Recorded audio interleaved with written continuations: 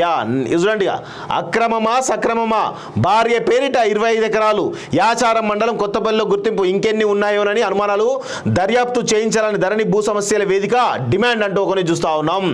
ధరణి సృష్టికర్త మాజీ సీఎం సోమేష్ కుమార్ ఆస్తులపై పెద్ద ఎత్తున చర్చ నడుస్తున్నది. తాజాగా రంగారెడ్డి జిల్లా యాచారం మండలం కొత్తపల్లిలో ఆయన కుటుంబ సభ్యుల పేరిట ఆస్తులు ఉన్నట్లు వెలుగులోకి రావడం సంచలనంగా మారింది. అయితే ఆయన చీఫ్ సెక్రటరీగా పనిచేస్తున్న కాలంలో దీన్ని కొనుగోలు చేశారా లేక అంతకు ముందే కొన్నారా అన్న విషయం స్పష్టంగా తెలియాల్సి ఉంది. మాజీ సీఎం సోమేష్ కుమార్ భూములపై చర్చ, భార్య పేరిట 25 ఎకరాలు యాచారం మండలం కొత్తపల్లిలో గుర్తింపు, సర్వే నెంబర్ కేటాయింపై డౌట్స్, దర్యాప్తులకు ధరణి భూ సమస్యల వేదిక డిమాండ్ అంటూ ఒకరిని చూస్తాను.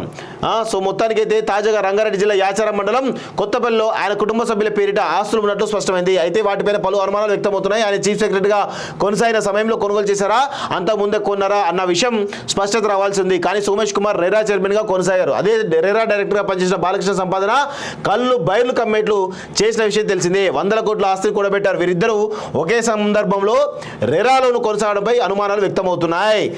సమాజం మేల్కోవాలి, తెలంగాణ సమాజం మేల్కోవాలి. బీహార్కు చెందిన సోమేష్ కుమార్ తెలంగాణ మాజీ చీఫ్ సెక్రటరీ, రంగారెడ్డి జిల్లా యాచారం మండలం కొత్తపల్లి అనే గ్రామంలో 25 ఎకరాల భూమి ఉన్నది. అది తన భార్య పేరు మీద కొనుగోలు చేశారు. ఈ విధంగా అక్రమ సంపాదన తెలంగాణలో వ్యవసాయ భూములను బీహారీ ఐఏఎస్ ఆఫీసర్లు కొనుగోలు చేసి తెలంగాణలో ఉన్న భూములను అక్రమాస్తుల రూపంలో పెట్టుకుంటున్నారు. ఇలాంటి ఐఏఎస్ ఆఫీసర్ల మీద ప్రస్తుత తెలంగాణ ప్రభుత్వం యాక్షన్ తీసుకోవాలని కోరుతున్నాం. మరి కొంతమంది ఐఏఎస్ ఆఫీసర్లు ఇదే పద్ధతిలో భూములు కొన్నారు. వాటి వివరాలు త్వరలో బహిర్గతపరుస్తాం.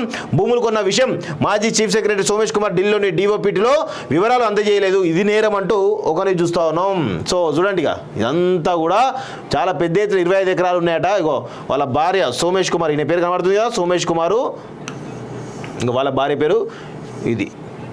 ఈ విధంగా మొత్తానికైతే భూములను హాంఫర్డ్ చేసిన. ఒక్కసారి ఫోరెన్సిక్ ఆడిట్ చేస్తే అన్ని విషయాలు బయటకు వస్తాయి. ఎవరికి తెలియకుండా దారికి దూరంగా 2 వేర్వేరు సర్వే నెంబర్లు కొన్నారు. ILRMS మాడ్యూల్స్ ఉన్నప్పుడు నేరుగా DS చేసి ఉంటారని అనుమానంగా కనబడుతోంది. అంటే ధరణి సృష్టికర్తనే ఈరోజు ఏ విధంగా దోచుకున్నారో అర్థం చేసుకోవాలి. ఇక మామూలు మామూలు దొంగ కాదు.